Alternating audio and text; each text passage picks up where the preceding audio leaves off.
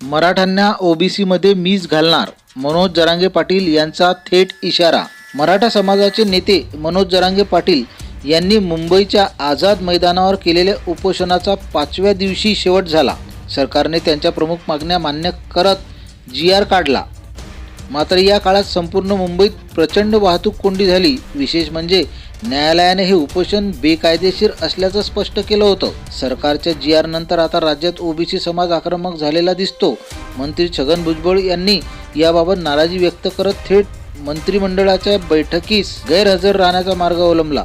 त्यानंतर सरकारकडून ओबीसी आरक्षणावर विचार करण्यासाठी उपसमिती स्थापन करण्यात आली आहे। नागपूरमध्ये ओबीसी बांधवांकडून उपोषण सुरू असून त्या ठिकाणी मुख्यमंत्री देवेंद्र फडणवीस प्रत्यक्ष जाणार असल्याची माहिती आहे। दरम्यान मनोज जरांगे पाटील यांनी या घडामोडीवर मोठं वक्तव्य केलं आहे। ते म्हणाले की कोणी काहीही केलं तरी माझ्या मराठा समाजाला मी आरक्षण देणारच। हे आरक्षण माझ्या गरीब मराठ्यांना हक्काचं आहे आणि ओबीसीमध्ये त्यांना मीच समाविष्ट करणार। सरकारने उपसमिती केली हे ठीक आहे, पण त्या समित्यामुळे आमच्या समाजाचं आरक्षण थांबणार नाही, आम्हाला आरक्षण मिळणारच। भुजबळांवर टीका करताना जरांगे म्हणाले, भुजबळ हे पक्ष संपवणारे आणि कार्यकर्ते संपवणारे नेते आहेत।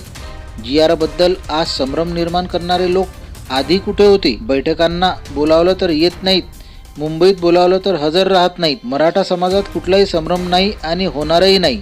मी त्यांच्या लेकरांसाठी जितका लढतो तितका कोणी लढणार नाही।